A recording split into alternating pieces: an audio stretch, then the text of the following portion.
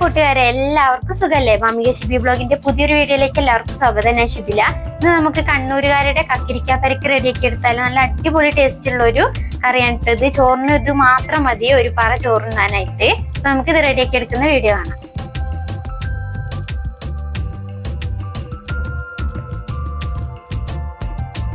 അതിനായിട്ട് ഒരു വലിയൊരു കക്കിരിക്ക എടുത്തിട്ട് നന്നായിട്ടൊന്ന് കൊത്തി കൊത്തി അരിഞ്ഞെടുക്കണം. പൊടി പൊടിയായിട്ട് വേണ്ട അരിഞ്ഞെടുക്കാനായിട്ട്.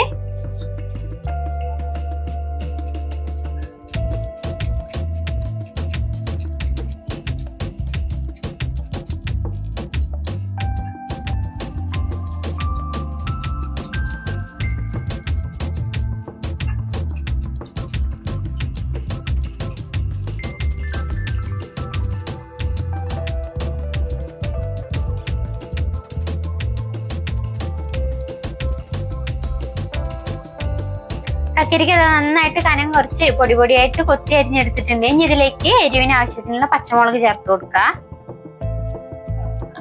ഞാൻ പച്ചമുളക് ഇങ്ങനെ മുറിച്ച് ചേർക്കുക ചെയ്യുന്നത്. നമുക്ക് ഇതിലേക്ക് തേങ്ങ അരയ്ക്കുമ്പോൾ അതിന്റെ കൂട്ടത്തിലിട്ട് അരച്ചാലും കുഴപ്പമൊന്നുമില്ല. ഇതിലേക്ക് ഉപ്പ് ചേർത്ത് കൊടുക്കുക. ഒരു 1/4 ടീസ്പൂൺ ഉപ്പ് ചേർത്ത് കൊടുക്കുന്നുണ്ട്. നമുക്ക് നോക്കിയിട്ട് പിന്നെ ചേർത്ത് കൊടുക്കുക.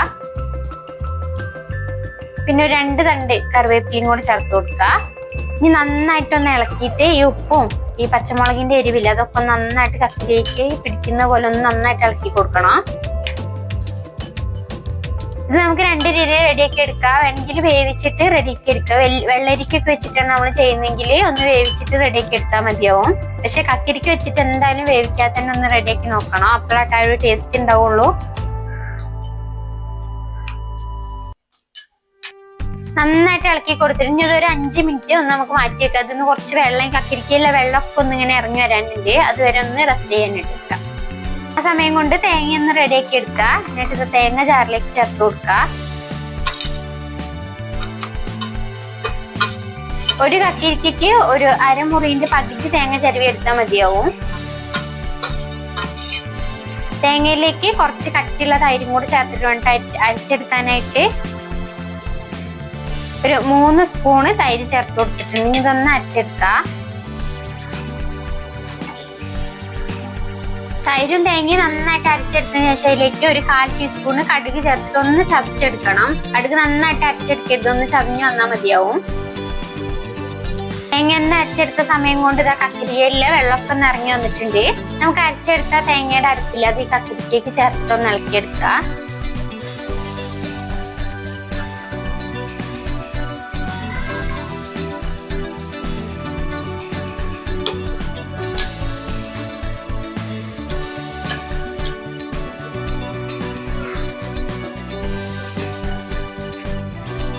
ഒന്ന് ഉപ്പും പുളിയൊക്കെ ഒന്ന് നോക്കിയിട്ട് എന്തെങ്കിലും കുറവുണ്ടെങ്കിൽ കുറച്ചും കൂടി ഉപ്പും തൈരൊക്കെ ഒന്ന് വേണമെങ്കിൽ ചേർത്ത് കൊടുക്കണം.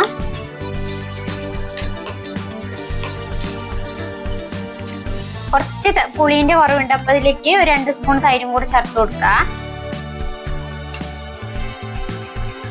കക്കിരിക്കെന്ന് വന്നാൽ വെള്ളം തന്നെ ഉള്ളത് കൊണ്ടാട്ടോ ഞാൻ പിന്നെ വെള്ളം ചേർത്ത് കൊടുക്കാത്തത്. വെള്ളം കുറവാണെങ്കിൽ കുറച്ച് വെള്ളവും തൈരും കൂടി ചേർത്ത് കൊടുത്താൽ മതിയാവും. തൈരും കൂടി ചേർത്ത് നന്നായിട്ട് ഇളക്കി എടുത്തിട്ടുണ്ട്. എനിക്ക് മൊത്തത്തിൽ പുളിയുള്ള ഒരു അത്യാവശ്യം പുളിയുള്ള തൈരാണ്. ഞാനൊരു 5 സ്പൂൺ തൈരായിട്ട് ഒരു കക്കിരിക്കയ്ക്ക് എടുത്തിട്ടുള്ളത്. ഇനി നമുക്ക് ഇതിലേക്കൊന്ന് താളിച്ചു വയ്ക്കാം. താളിപ്പ് റെഡിയാക്കാനായിട്ട് ഇതാ പാൻ അടുപ്പത്ത് വെച്ചിട്ടുണ്ട്. ചൂടായി കഴിയുമ്പോൾ അതിലേക്ക് ഒരു 2 സ്പൂൺ വെളിച്ചെണ്ണ ചേർത്ത് കൊടുക്കുക. വെളിച്ചെണ്ണ നന്നായി ചൂടായി കഴിയുമ്പോൾ അതിലേക്ക് ഒരു 1/4 ടീസ്പൂൺ കടുക് ചേർത്ത് പൊട്ടിച്ചെടുക്കുക.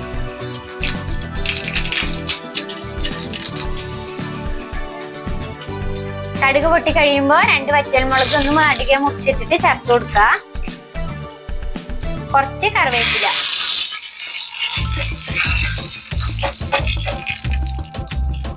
താളിപ്പ് റെഡി ആയിട്ടുണ്ട്. ഇത് നമുക്ക് പരിപ്പിലേക്ക് ചേർത്ത് കൊടുക്കാം.